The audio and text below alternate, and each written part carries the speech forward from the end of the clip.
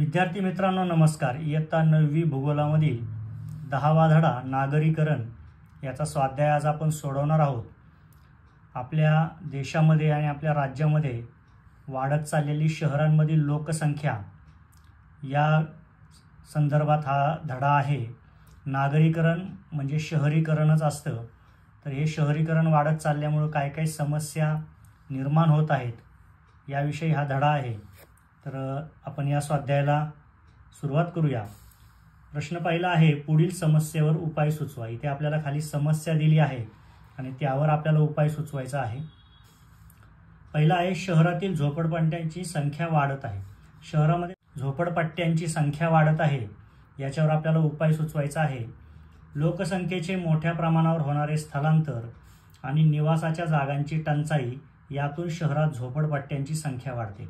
शहरामध्ये झोपडपट्ट्यांची संख्या वाढण्याचे कारण आपण लक्षात घ्यायला हवं। तर लोकसंख्येचे मोठ्या प्रमाणावर होणारे स्थलांतर म्हणजे ग्रामीण भागामधून मोठ्या प्रमाणावर लोक शहरात कामासाठी येतात आणि निवासाच्या जागांची टंचाई। शहरामध्ये राहण्यासाठी अतिशय कमी जागा असते आणि ही टंचाई असल्यामुळे मग शहरामध्ये झोपडपट्ट्यांची संख्या वाढते। या समस्येचे निराकरण करण्यासाठी लोकसंख्येचे होणारे स्थलांतर रोखणे आवश्यक आहे। त्यासाठी स्थानिक पातळीवर विविध प्रकारचे उद्योग स्थापन करणे आणि त्याद्वारा रोजगार उपलब्ध करून दिल्यास रोजगाराच्या शोधार्थ स्थलांतर करण्याची गरज भासणार नाही। आता आपल्याला जर झोपडपट्ट्यांची संख्या कमी करायची असेल तर आपल्याला स्थानिक पातळीवर रोजगार उपलब्ध करून द्यायला हवा। म्हणजे अनेक लोकांना आपापल्या गावामध्ये जर काम मिळालं तर ते शहरात येणारच नाहीत आणि साहजिकच शहरामध्ये गर्दी वाढणार नाही आणि झोपडपट्ट्यांमध्ये लोकसंख्या वाढणार नाही। त्यासाठी स्थानिक पातळीवर विविध उद्योग स्थापन करावे लागतील आणि हे उद्योग एकदा तयार झाले की त्यातून लोकांना आपल्या गावातच रोजगार मिळेल। पुढे, शासनाने कमी उत्पन्न गटातील लोकांसाठी मोठ्या प्रमाणात घर बांधणी करण्यास प्रोत्साहन द्यावे। सरकारी मालकीच्या जमिनीवर असे प्रकल्प उभारणे शक्य होईल। कमी उत्पन्न असणाऱ्या लोकांना शहरामध्ये चांगलं घर घेता येत नाही आणि मग ते झोपडपट्टीत राहतात। हे थांबवण्यासाठी कमी उत्पन्न असणाऱ्या लोकांसाठी मोठ्या प्रमाणात घरं शासनाने बांधून द्यायला हवीत आणि त्यामुळे लोकांना चांगल्या घरांमध्ये राहता येईल, झोपडपट्टीतील गर्दी कमी होईल। यासाठी शहरांमध्ये ज्या सरकारी मालकीच्या जमिनी आहेत त्या आपल्याला वापरता येतील, हा एक उपाय आपल्याला करता येईल। राष्ट्रीयकृत आणि सहकारी बँकांच्या द्वारा घरांसाठी रास्त दराने कर्ज पुरवठा करण्यात यावा। आणखी एक उपाय हा करता येईल की ज्या राष्ट्रीयकृत बँका आहेत, सहकारी बँका आहेत यांच्याद्वारे जर घरांसाठी थोड्या स्वस्त दराने कर्ज पुरवठा मिळाला तर जास्तीत जास्त लोक हे गृहकर्ज घेऊन स्वतःचं घर घेतील आणि त्यामुळे झोपडपट्ट्यांमधील गर्दी कमी होईल। अशा पद्धतीने आपण इथे उपाय सुचवले आहेत। पुढे दुसरा घटक आहे, शहरातील वाहतुकीची कोंडी झाल्याने प्रवासासाठी बराच वेळ खर्च होतो। यावर आपल्याला उपाय सुचवायचा आहे। भरमसाठ प्रमाणात वाहतुकीच्या साधनात झालेली वाढ वाहतुकीची कोंडी होण्याचे प्रमुख कारण आहे। आता या वाहतुकीची कोंडी जी होते तिचं प्रमुख कारण म्हणजे वाहतुकीच्या साधनांमध्ये खूप वाढ झालेली आहे। मोठ्या प्रमाणावर वाहन विक्री होत आहे। खाजगी वाहनांचा उपयोग कमी व्हावा यासाठी सार्वजनिक वाहतूक व्यवस्थेत सुधारणा करण्यात यावी। वाहतूक नियंत्रण अधिक प्रभावीरित्या करण्यात यावं। आता जे लोक स्वतःची कार, बाईक वापरतात ते खाजगी वाहन या प्रकारामध्ये येतं आणि ट्रेन, बसेस तर्फे दिल्या जाणाऱ्या ह्या ज्या सेवा आहेत या सर्व सेवा सार्वजनिक वाहतूक व्यवस्थेत येतात। जर सार्वजनिक वाहतूक व्यवस्था ही अत्यंत प्रगत आणि सुधारित असेल तर खाजगी वाहनांचा उपयोग कमी होईल आणि त्यातून वाहतुकीची कोंडी सुद्धा कमी होऊ शकते। तर याद्वारे वाहतुकीच्या कोंडीवर थोडासा आपल्याला नियंत्रण आणता येईल। हा त्याच्यावर आपण उपाय सुचवू शकतो। पुढे, नागरी वस्त्यांमध्ये कायदा व सुव्यवस्थेचा प्रश्न गंभीर बनला आहे। आता नागरी जी वस्ती आहे म्हणजे शहरी भाग आहे त्या ठिकाणी कायदा व सुव्यवस्थेचा प्रश्न अत्यंत गंभीर बनला आहे। गुन्हेगारी वाढते आहे, याच्यावर आपल्याला उपाय सुचवायचे आहेत। तर पहिला मुद्दा आहे, जन्मतः कोणतीही व्यक्ती गुन्हेगार प्रवृत्तीची नसते, परिस्थिती त्यास गुन्हेगारी कृत्य करण्यास प्रवृत्त करते, त्यातून कायदा व सुव्यवस्थेचा प्रश्न उद्भवतो। गुन्हेगारी सदृश कृत्य करणाऱ्या बहुसंख्य व्यक्ती तरुण वयोगटातील बेरोजगार व्यक्ती असतात। सुशिक्षित बेरोजगारांना व्यवसाय कौशल्याचे प्रशिक्षण द्यावे व त्यांना स्वतःचे छोटे उद्योग व्यवसाय सुरू करण्यासाठी प्रवृत्त करावे। हा एक उपाय करता येईल आपल्याला, कारण गुन्हेगारीशी जे लोक संबंधित असतात ते जास्तीत जास्त तरुण बेरोजगार असतात. त्यांना जर आपण व्यवसाय कौशल्याचं प्रशिक्षण दिलं आणि छोटे उद्योग सुरू करण्यास जर प्रोत्साहन मिळालं तर काही प्रमाणात का होईना ही गुन्हेगारी कमी होऊ शकते. याशिवाय अर्धशिक्षित बेरोजगारांसाठी स्वयंरोजगारांच्या संधी उपलब्ध करून द्याव्यात, किंबहुना अशा तरुणांना शहरातून ग्रामीण भागाकडे स्थलांतर करण्यास प्रोत्साहन द्यावे आणि त्यांना ग्रामीण भागात रोजगार उपलब्ध करून द्यावे. तर अर्धशिक्षित जे बेरोजगार आहेत त्यांना सुद्धा स्वयंरोजगाराच्या संधी उपलब्ध करून दिल्या पाहिजेत. आणि अशा संधी जर ग्रामीण भागात निर्माण झाल्या तर अनेक तरुण शहरातून ग्रामीण भागाकडे स्थलांतर करतील आणि नागरीकरणावर येणारा जो ताण आहे तो कमी होईल. शहरातील गुन्हेगारीची समस्या सुद्धा काही प्रमाणात यामुळे कमी होऊ शकते. बेरोजगार तरुणांना गुन्हेगारी कृत्ये करण्यास प्रवृत्त करणाऱ्या गुन्हेगार व त्यांच्या संबंधित टोळ्या उद्ध्वस्त कराव्यात. आता शहरांमध्ये गुन्हेगारांच्या काही टोळ्या निर्माण झालेल्या असतात आणि या टोळ्या इतर नवीन बेरोजगार तरुणांना गुन्हेगारी करण्यास प्रवृत्त करत असतात. अशा संघटित टोळ्या जर उद्ध्वस्त झाल्या तरी सुद्धा शहरांमधील गुन्हेगारी कमी होऊ शकते. अशा तऱ्हेने इथे आपण शहरांमध्ये वाढत चाललेली गुन्हेगारी आणि कायदा व सुव्यवस्थेचा जो प्रश्न गंभीर होत चाललेला आहे त्यावर काही उपाय सुचवलेले आहेत. पुढे आहे नागरीकरणामध्ये प्रदूषण ही गंभीर समस्या बनली आहे. यावर आपल्याला उपाय सुचवायचा आहे. प्रदूषण घडवून आणणारे उद्योग व बेसुमार वाहनांमुळे प्रदूषणाची समस्या गंभीर बनली आहे. मोठ्या प्रमाणात प्रदूषण घडवून आणणारे उद्योग बंद करावेत किंवा त्यांचे अन्यत्र स्थलांतर करावे. प्रदूषण नियंत्रण कायद्यांची कठोरपणे अंमलबजावणी करावी व दोषितांना शिक्षा करावी. हा उपाय आपल्याला करता येईल. पुढे आहे नागरी भागात आरोग्याच्या समस्या निर्माण झाल्या आहेत. आरोग्याच्या समस्या ज्या शहरी भागामध्ये मोठ्या प्रमाणावर आहेत त्यावर आपल्याला उपाय सुचवायचा आहे. वायू प्रदूषण, जल प्रदूषण आणि ध्वनी प्रदूषण हे नागरी भागाचे वास्तव आहे. त्यातून आरोग्याच्या विविध समस्या निर्माण होतात. ज्या मानवी व्यवहारांमुळे जलप्रदूषण घडून येते त्यावर नियंत्रण प्रस्थापित करण्यात यावे. प्रदूषण नियंत्रण कायद्यांची कठोरपणे कार्यवाही करण्यात यावी. सार्वजनिक आरोग्य यंत्रणा अधिक व्यापक व कार्यक्षम करण्यात यावी. आरोग्यविषयक जाणीव जागृती निर्माण करणारी मोहीम हाती घेण्यात यावी. अशा पद्धतीने आरोग्याच्या समस्यांवर आपल्याला हे सारे उपाय करता येतील. पुढील प्रश्न पाहूया. प्रश्न दुसरा आहे योग्य जोड्या जुळवा. या ठिकाणी आपल्याला अ गटामध्ये पहिला प्रश्न किंवा पहिला घटक आहे तंत्रज्ञानाचा विकास व यांत्रिकीकरण. याची योग्य जोडी आहे नागरीकरण. तंत्रज्ञानाचा विकास व यांत्रिकीकरण यातून नागरीकरण होतं, त्यामुळे याची जोडी आपण इथे लिहिलेली आहे. मूळ निवास सोडून दुसरीकडे कायमस्वरूपी जाऊन राहणे याला स्थलांतर असं आपण म्हणतो, त्यामुळं याची जोडी आहे स्थलांतर. 75% पुरुष बिगर शेती व्यवसायात आहेत. हे नागरी प्रदेशाचं वैशिष्ट्य आहे. शहरी प्रदेशामध्ये 75% पुरुष हे बिगर शेतीशी संबंधित नसलेल्या व्यवसायात असतात. कारण शहरी भागामध्ये प्रत्यक्ष शेती किंवा अप्रत्यक्ष शेतीशी संबंधित उद्योग सुद्धा कमी असतात. त्यामुळे 75% पुरुष बिगर शेती व्यवसायात असतात. कचऱ्याची समस्या हा नियोजनाचा अभाव, ही जोडी त्याच्याशी जोडलेली आहे. कचऱ्याची समस्या नियोजनाच्या अभावामुळे निर्माण होते. जर कचरा व्यवस्थापन व्यवस्थित केलं, नियोजन व्यवस्थित असेल तर ही समस्या थोडीशी कमी होऊ शकते. त्यामुळे कचऱ्याची समस्या निर्माण होण्यामागे नियोजनाचा अभाव हे कारण महत्त्वपूर्ण आहे.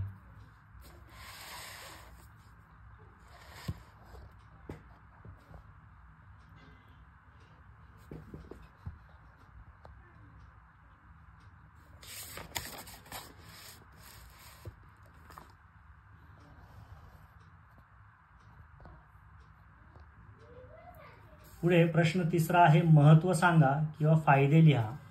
तंत्रज्ञान व यांत्रिकीकरण. तंत्रज्ञान आणि यांत्रिकीकरण याचं आपल्याला महत्त्व सांगायचं आहे किंवा त्याचे फायदे लिहायचे आहेत. पहिला मुद्दा पाहूया.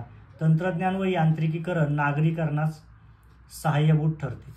तंत्रज्ञान आणि यांत्रिकीकरण जर झालं, तंत्रज्ञान म्हणजे टेक्नॉलॉजी क्षेत्रामध्ये विकास आणि यांत्रिकीकरण म्हणजे वेगवेगळे कारखाने, उद्योगधंदे यांचा विकास. हे जर झालं तर नागरिकीकरण मोठ्या प्रमाणावर होतं, म्हणजे त्या भागामध्ये शहरीकरण होतं, त्या भागाला शहराचं रूप येतं.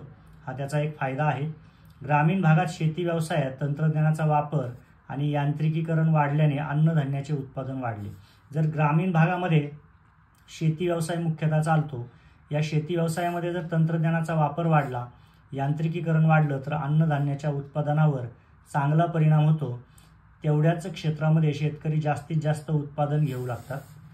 तिसरा मुद्दा आहे, शेतीची कामे यंत्राद्वारे केल्याने मनुष्यबळ शेतीच्या कामातून मोकळे झाले. आता पूर्वी शेतामध्ये खूप लोक काम करत असत, पण आता मशीन्स आल्यामुळं शेतामध्ये कमी लोकांद्वारे सुद्धा आपल्याला काम करता येतं. मग अशा प्रकारे जर शेतीमध्ये यंत्राद्वारे जास्तीत जास्त काम होऊ लागलं तर मनुष्यबळ शेतीच्या कामातून मोकळे होते. म्हणजेच शेतावर जे खूप सारी माणसं पूर्वी कामाला लागायची ती आता कमी प्रमाणात लागतात, त्यांना इतर कामं करता येतात. चौथा फायदा आहे, अतिरिक्त झालेला कामगार वर्ग कामधंद्याच्या शोधात शहरांकडे स्थलांतरित झाल्याने शेतीवरील मनुष्यबळाचा दबाव कमी झाला, त्यामुळे सुप्त बेरोजगारीचे प्रमाण कमी झाले. आता पूर्वी जेव्हा शेतीमध्ये जास्त यंत्र किंवा तंत्रज्ञान वापरलं जात नव्हतं तेव्हा जास्तीत जास्त लोक हे शेतीमध्येच काम करत असत आणि शेतीतील काम हे 12ही महिने उपलब्ध नसतं, त्यामुळे काही काळ त्या लोकांना बेरोजगार राहावं लागत असे. परंतु शेतीमध्ये यांत्रिकीकरण झाल्यामुळे, तंत्रज्ञानाची प्रगती झाल्यामुळे बऱ्याच लोकांचं काम कमी झालेलं आहे.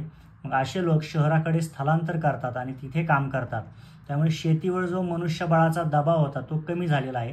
म्हणजेच शेतीवर अवलंबून असणारे जे मनुष्य होते त्यांची संख्या होती ती कमी झालेली आहे आणि त्यामुळे सुप्त बेरोजगारीचे प्रमाण कमी झालेले आहे.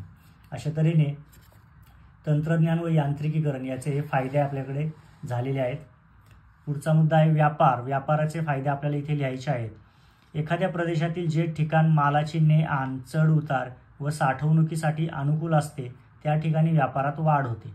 आता एखाद्या ठिकाणी माल मोठ्या प्रमाणावर ने आणण्यासाठी, चढ उतार करण्यासाठी आपल्याकडे जर सोयीसुविधा असतील आणि तिथे साठवणुकीसुद्धा चांगल्या प्रकारे होत असतील तर मग अशा ठिकाणी व्यापार आपोआप वाढतो.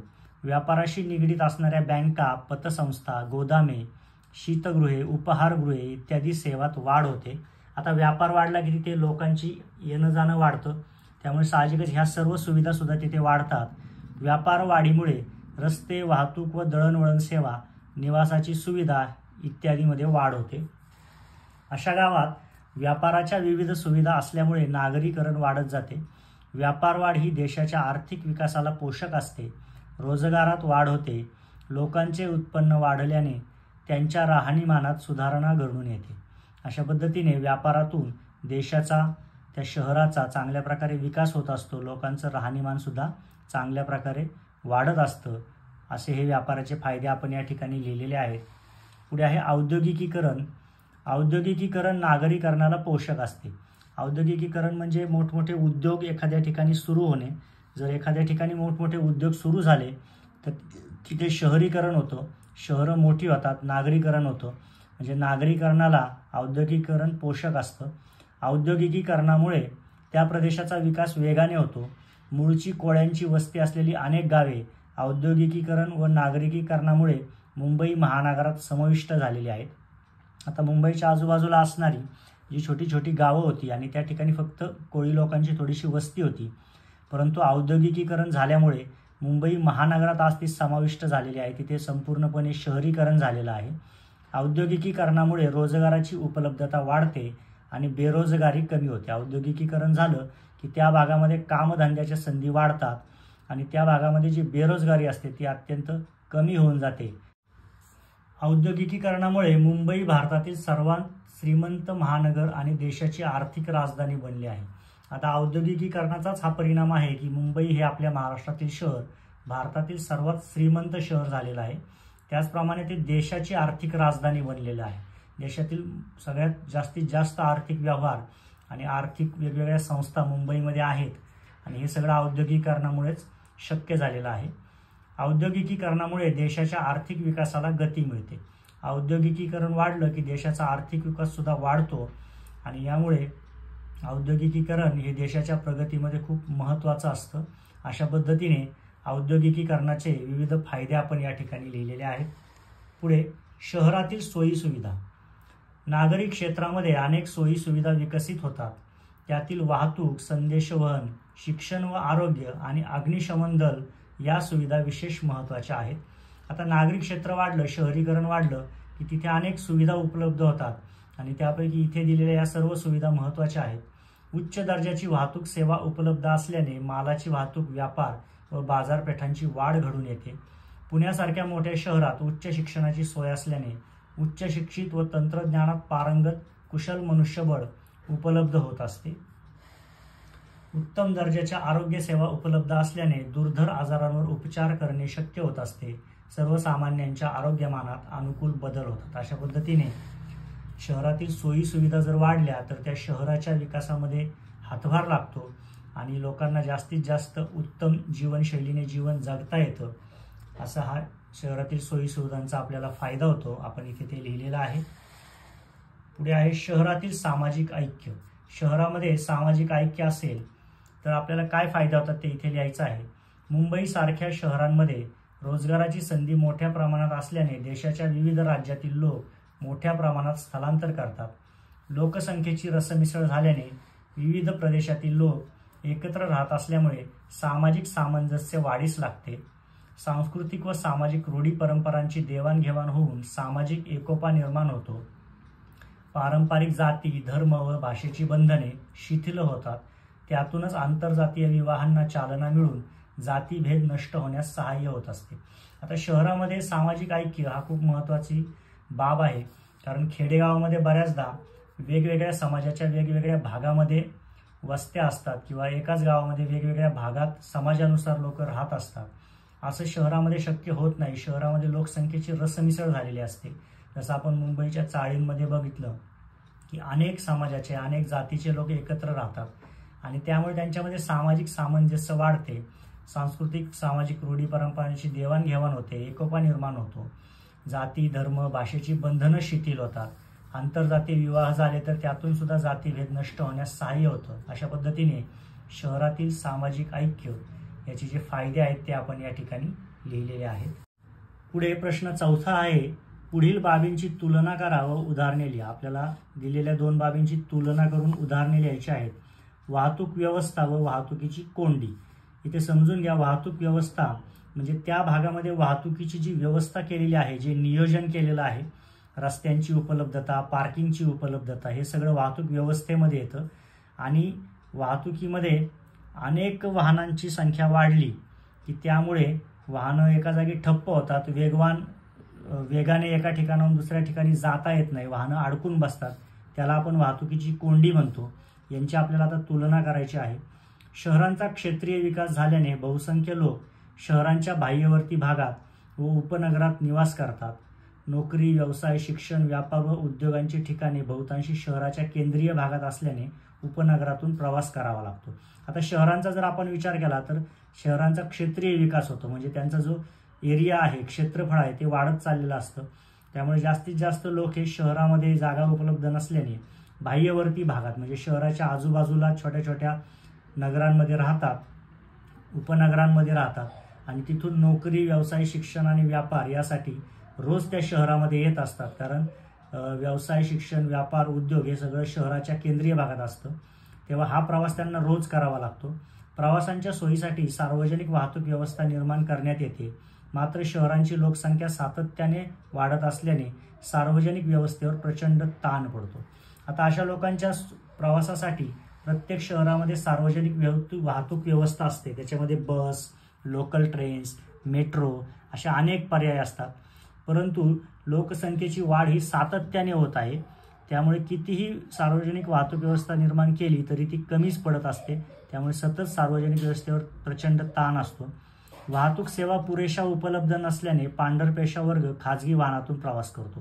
आता वाहतूक व्यवस्था जर पुरेशा प्रमाणात उपलब्ध नसतील, वेळेवर कामावर आपण पोहोचत नसू तर बरेचसे नोकरी करणारे जे लोक आहेत मग ते स्वतःचं वाहन घेतात. यातून वाहनांची संख्या आणखी वाढते आणि वाहतूक कोंडी निर्माण होते. सार्वजनिक वाहने व प्रचंड प्रमाणात असलेल्या खाजगी वाहनांमुळे वाहतुकीची कोंडी होते. आणि या सगळ्यामधून वाहतुकीची कोंडी रोजची झालेली आहे. आणि याचं उदाहरण आपल्याला घेता येईल मुंबईसारख्या शहरातील वाहतुकीची कोंडी. आज मुंबई, पुणे अशा शहरांमध्ये जर आपण पाहिलं तर ज्यावेळेस ऑफिसेस सुटतात आणि सकाळी ऑफिसेस भरतात त्या दरम्यान सगळ्या प्रमुख रस्त्यांवर मोठ्या प्रमाणावर वाहतुकीची कोंडी झालेली असते. तर इथे आपण वाहतूक व्यवस्था व वाहतूक कोंडी यांची तुलना करून परिस्थिती स्पष्ट केलेली आहे. आता आपण औद्योगिकीकरण व वायू प्रदूषण यांची तुलना करणार आहोत आणि उदाहरणे देणार आहोत. औद्योगिकीकरण म्हणजे विशिष्ट प्रदेशात उद्योगांचा विकास व केंद्रीकरण होणे होय. म्हणजे एखाद्या विशिष्ट प्रदेशामध्ये अनेक सारे उद्योग विकसित होतात, तयार होतात आणि त्याच ठिकाणी त्याचं एक केंद्र तयार होतं, त्याला औद्योगिकीकरण असं म्हणतो आपण. ऊर्जा साधने व यंत्रांच्या साहाय्याने मोठ्या प्रमाणात उत्पादन कार्य केले जाते. अशा ठिकाणी ऊर्जा साधने व यंत्र यांच्या साहाय्याने मोठ्या प्रमाणात उत्पादन असतं. उत्पादन कार्य आणि त्यास पूरक वाहतूक व्यवस्थेमुळे मोठ्या प्रमाणात वायू प्रदूषण उद्भवते. आता मोठ्या प्रमाणात जर उत्पादन कार्य चालू असेल आणि त्याच्याबरोबर पूरक वाहतूक सुद्धा करावी लागते, कारण मालाची वाहतूक, कामगारांची वाहतूक, यासाठी वाहनांची संख्या सुद्धा त्या भागात जास्त असते. या सगळ्यामधून त्या भागामध्ये वायू प्रदूषण उद्भवतं. औद्योगिकीकरण व वायू प्रदूषण यांच्यातील सहसंबंध आपल्याला कोणत्याही मोठ्या उद्योगाच्या कारखान्याजवळ प्रत्यक्ष अनुभवता येतो. याचं उदाहरण जर आपल्याला पाहायचं असेल तर एखादा मोठा जो कारखाना असेल जिथे हजारो लोक कामाला आहेत, त्या भागामध्ये वाहनांची भरपूर ये-जा चालू असते. त्याचप्रमाणे उत्पादन कार्याचं सुद्धा एक प्रदूषण असतं कारखान्याचं, आणि त्यामुळे औद्योगिकीकरण व वायू प्रदूषण यांचा संबंध आपल्याला अशा ठिकाणी प्रत्यक्ष अनुभवता येतो. अशा प्रकारे आपण औद्योगिकीकरण व वायू प्रदूषण यांचं उदाहरणासह इथं तुलना केलेली आहे. पुढे आहे स्थलांतर व झोपडपट्टी. राज्यांतर्गत ग्रामीण भागातील विस्थापित लोक रोजगाराच्या शोधात शहरांकडे स्थलांतर करतात. त्याचप्रमाणे देशातील अविकसित भागातील लोक मुंबईसारख्या औद्योगिक महानगरात नोकरी व्यवसायाच्या शोधार्थ स्थलांतर करतात. त्यामुळे शहरांच्या लोकसंख्येत प्रचंड प्रमाणात वाढ होते. त्या प्रमाणात शहरातील निवास व्यवस्था वाढत नाही. इथे आपण एक लक्षात घेतलं पाहिजे की अनेक लोक कामधंद्यासाठी मुंबईसारख्या मोठ्या शहराकडे येत असतात. त्यांना तिथे कामधंदा मिळतो, परंतु येणाऱ्या लोकांचं प्रमाण हे प्रचंड असल्यामुळे तेवढ्या प्रमाणात त्या शहरामध्ये घरं नसतात. निवास व्यवस्था मात्र अतिशय मर्यादित असते. स्थलांतरित लोक बहुतांश आर्थिकदृष्ट्या दुर्बल असल्याने त्यांना शहरातील महागडी निवासस्थाने परवडत नाही. याशिवाय शहरामध्ये जी नवीन घरांची निर्मिती होत असते त्यांची जी किंमत असते ती सुद्धा खूप जास्त असते, आणि जे लोक कामधंद्यासाठी शहरांमध्ये आलेले आहेत त्यांच्याकडे तेवढी रक्कम नसते. त्यामुळे ते महागडी निवासस्थाने विकत घेऊ शकत नाही. असे लोक शहरातील मोकळ्या जागेत अनाधिकृत, तात्पुरती व कच्च्या स्वरूपाची घरे बांधतात. अशा वस्तींना झोपडपट्टी म्हणतात आणि त्या अनिर्बंधपणे वाढतच जातात. तर अशी लोक मग काय करतात की ज्या ठिकाणी मोकळी जागा असेल, डोंगर उताराची जागा असेल किंवा अडचणीची कुठे जागा असेल, अशा ठिकाणी अनाधिकृत, तात्पुरती व कच्च्या स्वरूपाची घरे बांधून घेतात. हळूहळू तिथे अशा लोकांची वस्ती वाढते, त्यालाच मग पुढे आपण झोपडपट्टी म्हणतो. आणि मग या झोपड्या एकदा सुरू झाल्या की अनिर्बंधपणे वाढतच जातात. याचं उदाहरण म्हणजे मुंबई येथील धारावी झोपडपट्टी जी आहे ती आपल्याला उदाहरण म्हणून घेता येईल. अशा पद्धतीने स्थलांतर व झोपडपट्टी यांची तुलना करून आपण इथे परिस्थिती मांडलेली आहे. पुढे आहे सोयी सुविधा व वाढती गुन्हेगारी. स्थलांतरित लोकांचे वास्तव्य बहुतांशी झोपडपट्ट्यात असते. झोपडपट्ट्यात किमान नागरी सोयी सुविधाही नसतात. स्थलांतर केलेल्या आणि झोपडपट्ट्यात राहणाऱ्या प्रत्येक व्यक्तीला रोजगार मिळत नाही. त्यामुळे ते अवैध मार्गांचा वापर करून पैसे कमावतात. त्यामुळे शहरांमध्ये गुन्हेगारी वाढलेली दिसते. अशा पद्धतीने उपलब्ध सोयी सुविधा आणि वाढती गुन्हेगारी यांच्यामध्ये संबंध आहे. अनेक लोकांना व्यवस्थित सोयी सुविधा मिळत नसल्यामुळे ते गैरमार्गाचा अवलंब करतात आणि परिणामी शहरांमध्ये गुन्हेगारी वाढत चाललेली दिसते. हे आपण इथे तुलना करून स्पष्ट केलेलं आहे. पुढील प्रश्न आहे, खालील तक्ता पूर्ण करा. नागरीकरण प्रक्रिया आणि परिणाम. तर आपण सुरुवातीला पाहूया झोपडपट्ट्यांची निर्मिती. याचे परिणाम काय होतात, तर अनाधिकृत निवासस्थाने आणि अपुऱ्या सोयी सुविधा लोकांना मिळतात. याचबरोबर उच्च राहणीमानाच्या आकर्षणामुळे लोकसंख्या वाढली. स्थलांतर अल्प काळासाठी किंवा कायम स्वरूपाचे असते. पुढे प्रदूषण आहे.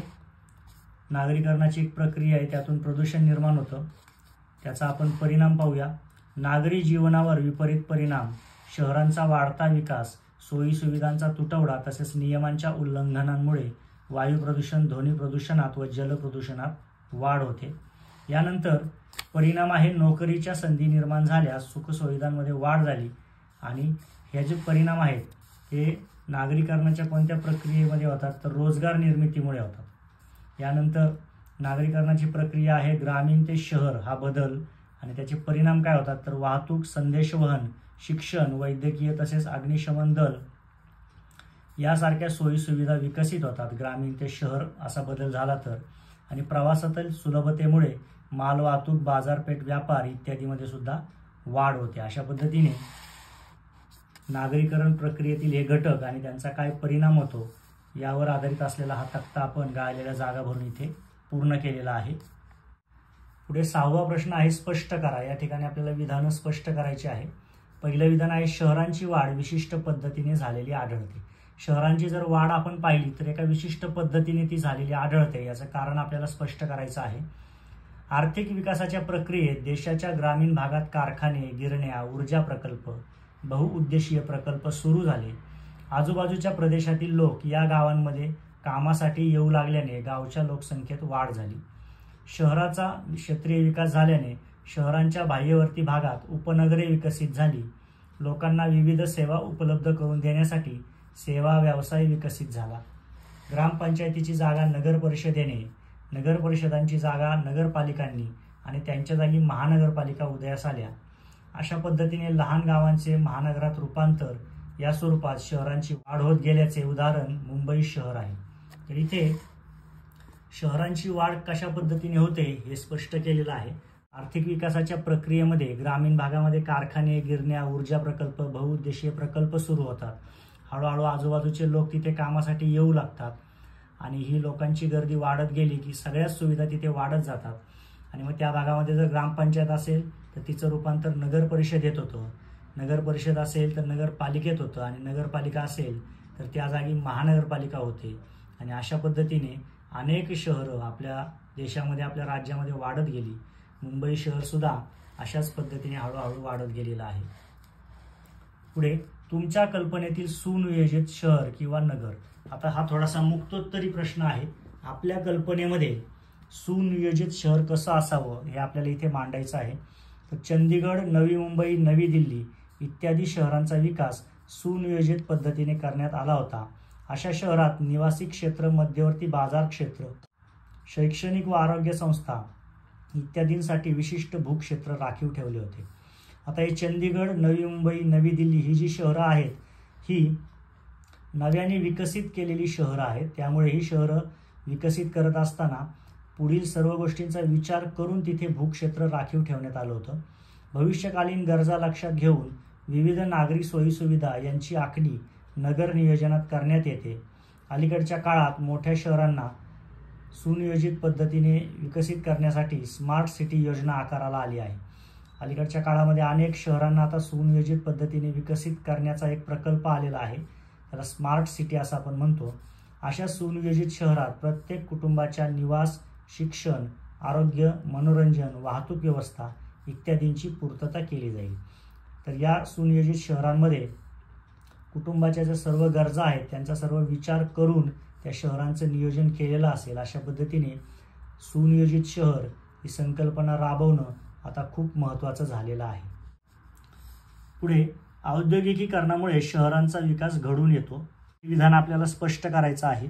तर औद्योगिकीकरणामुळे प्रदेशाचा विकास वेगाने होतो. मूळची कोळ्याची वस्ती असलेले अनेक गावे औद्योगिकीकरणात व नागरिकीकरणामुळे मुंबई महानगरात समाविष्ट झाली. औद्योगिकीकरण नागरीकरणाला पोषक असते. औद्योगिकीकरणामुळे रोजगाराची उपलब्धता वाढते आणि बेरोजगारी कमी होते. औद्योगिकीकरणामुळे मुंबई भारतातील सर्वात श्रीमंत महानगर आणि देशाची आर्थिक राजधानी बनली आहे. औद्योगिकीकरणामुळे देशाच्या आर्थिक विकासाला गती मिळते. अशा पद्धतीने औद्योगिकीकरणामुळे शहरांचा विकास घडून होतो हे आपण इथे स्पष्ट केलेलं आहे. पुढे प्रदूषण एक समस्या हे आपल्याला स्पष्ट करायचं आहे. प्रदूषण या संकल्पनेचा उद्गम मराठी भाषेतील टू पोल्यूट या शब्दापासून झाला आहे. टू पोल्यूट याचा अर्थ दूषित करणे आणि जे घटक वातावरण दूषित करतात त्यांना पोल्युटंट्स, प्रदूषके असे म्हणतात.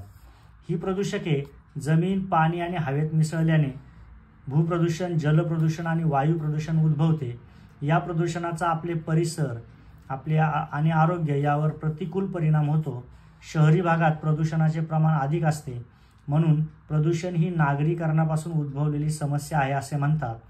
प्रदूषण नियंत्रणासाठी सरकारने विविध कायदे केले आहेत.